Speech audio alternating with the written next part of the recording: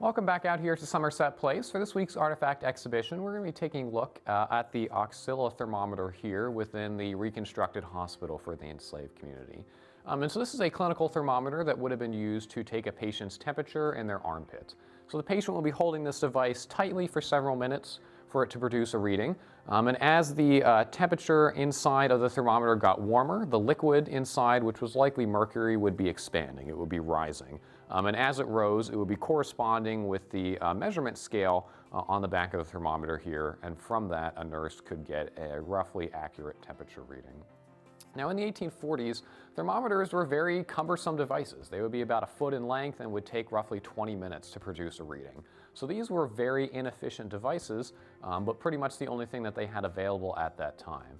And while we don't have a specific record of thermometers in use here at Somerset Place, it is very likely that the doctors who came out here to perform surgeries and check on patients as needed would have been bringing a thermometer along with them.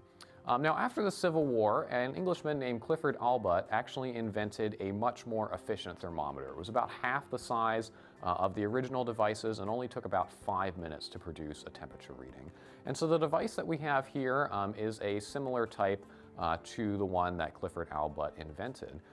This specific example here is a little bit more angular than a typical Axilla thermometer.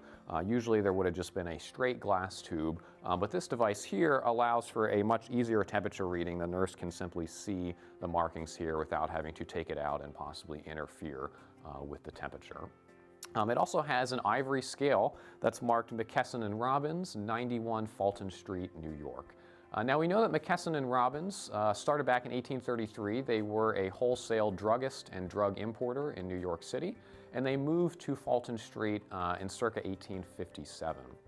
And so this specific device here is also accompanied by its original case. And there is a notation inside of that case that reads, "Given to Dr. Mansfield in memory of Dr. P.J. McMahon, August 1st, 1877. And so unfortunately we were unable to find any information about Dr. Mansfield. However, we do know a little bit about Dr. Philip McMahon. So he was born in 1813. He graduated from the University of Louisville in 1846 and then moved out to Council Bluffs, Iowa. In that town, he would operate a drugstore and a medical practice for a number of years. He became a very well-respected doctor within the community, to the point that he was actually elected the presiding officer of the Council Bluffs Medical Association in 1869. This was a position that he held until his death in 1875 due to blood poisoning, unfortunately. And so this thermometer here would have been presented in his honor to Dr. Mansfield. And so that's a little bit about the Axilla thermometer here. If you have any questions about this video, please comment below. Otherwise, don't forget to subscribe to stay up to date with our latest videos, and we hope to see you guys out here real soon. Thank you.